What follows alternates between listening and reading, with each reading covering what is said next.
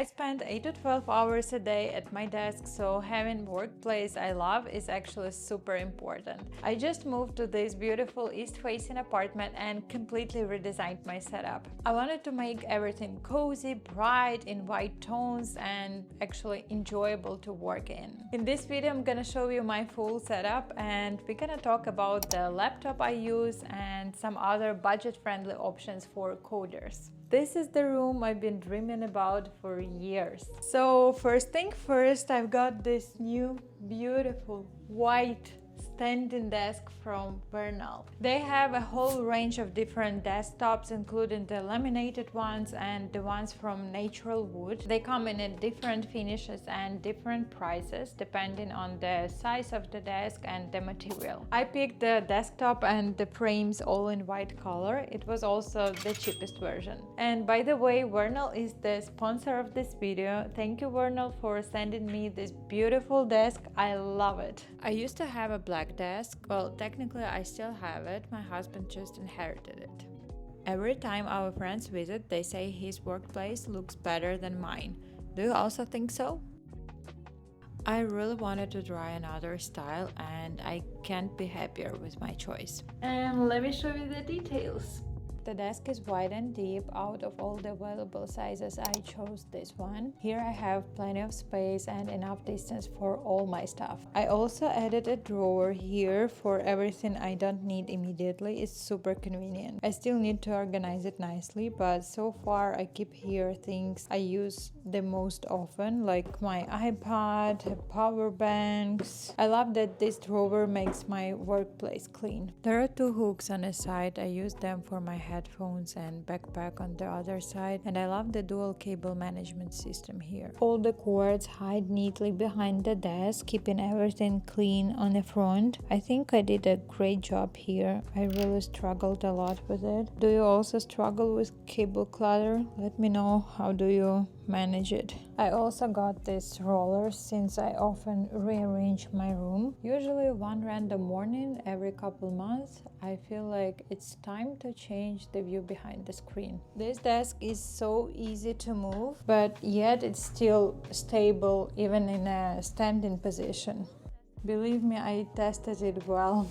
I set up the controller on the left side, but you can mount it on the either side. They actually left special holes so you can switch easily. And I saved my 3 favorite height positions here. My husband helped assemble the desk and said this was the easiest, most well thought out desk he has ever built. Every piece was numbered and instructions were clear. Setup took us just 1 hour. Use the link in the description with an extra 6% off discount code on this desk, and that's on top of the other promotions Vernal has on their website. Let's move further. This is my 29-inch ultra-wide LG monitor, which is great with its FHD ultra-wide resolution and the image quality that matches the MacBook screen. On top, I've got a Benke Screenbar. It has multiple brightness and color modes, motion sensor, and it's easy on the eyes all day and night. My husband is the biggest fan of my little channel, and he recently gifted me this microphone to cheer me up when I got 50k followers on Instagram. I've got a new Hibata ergonomic chair. It has amazing lumbar support, literally wraps around my lower back, and I love the footrest. It's the best chair I ever had.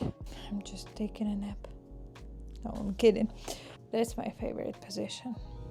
And I love the footrest because I have this bad habit to sit like this, and then I'm wondering why my knees and my lower back hurt. The rest of the room is still under the reconstruction. Here I still keep Sydney's sofa, waiting him to visit. My closet, and I also have my own bathroom with all my girly stuff there.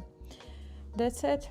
That's the light, so you can see me clearly on the videos. I'm so happy I finally have my own room. I've been dreaming about it for many years. Look at this view.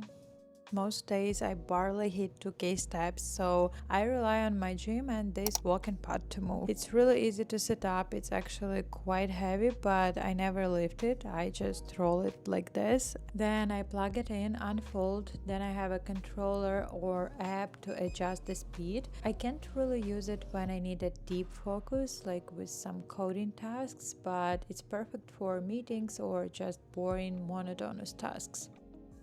On that IKEA bookshelf behind me, I keep a bunch of small tech stuff like drones, chargers, power banks, books, cameras, and microphones for filming. This Keychron used to be my favorite keyboard. I literally used it until yesterday, but it started glitching and wouldn't connect with Bluetooth, so for now I switched back to my old Apple keyboard. For mouse, I'm using this Logitech one. I love it. Sometimes I switch to my vertical mouse too, just to give my wrist a break. When I was moving, I actually found my old Raspberry Pi. At my previous job at one of the startups, we built a content rendering system with a dashboard, and we hosted the web server on a Raspberry Pi and connected it to a TV. It was basically a digital signage system. Now I'm just keeping this little Raspberry Pi here. Maybe one day I'll build something cool with it again. I also want to show you these gifts from Sharge. These are my go-to outlets with different voltage adapters. Each one has 3 USB-C ports, which is so convenient when you need to charge a few things at the same time. I also have this charging station on my desk. It keeps everything organized and easy to reach. And these are my favorite power banks right now. The smaller one is for my phone and the other one is my on-the-go option. It has a built-in retractable USB-C cable and the outlet all in one piece. And that's why I love it so much.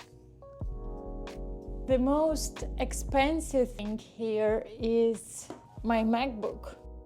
I bought it in the beginning of 2025. It's a very powerful machine. I really love it. It never gets tired of my million tabs opened in Chrome, and it's actually more than enough for web development. I get a lot of questions, do you really need such a powerful MacBook like Pro versions for coding? Short answer, no. But do I love it? Absolutely. I actually bought this MacBook with 48 gigabytes of unified memory just because I wanted to run some local AI models on it, and someday we're gonna find time for this. You definitely don't need 48 gigabytes for your everyday tasks. For most software engineers, especially if you are doing a web development, you can get older versions or MacBook Air. They are lightweight, they're fast, they can handle everyday tasks, and they are way cheaper, like maybe 2 or 3 times cheaper than this MacBook.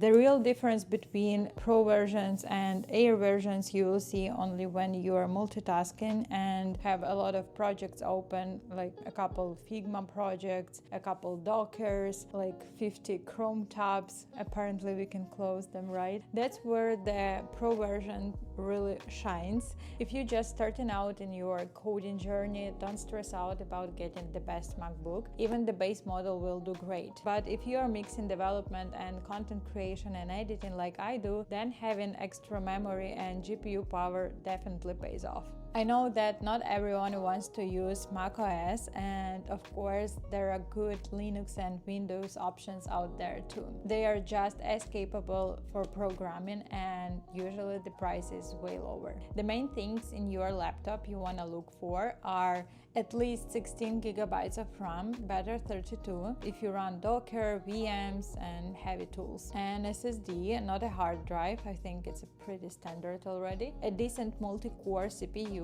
Ryzen or Intel i7 and up, and a good screen, because you will be staring in it a lot. I think that's it. You definitely don't need to spend thousands on the best MacBook to be productive. Any machine with a solid characteristics. Any machine with solid characteristics will get the job done. But if you want something quiet and with a long battery life, MacBooks are still hard to beat. Which laptop do you use for coding? I love hearing your setups. So this is my setup. If you made this far, you're the real one. I hope you guys enjoyed the tour and got some inspiration for your workplace. I'll leave all the links in the description. If you have some questions or want to know more about some items here, just drop a comment below. Don't forget to subscribe for more cozy content, and see you in the next video. Bye!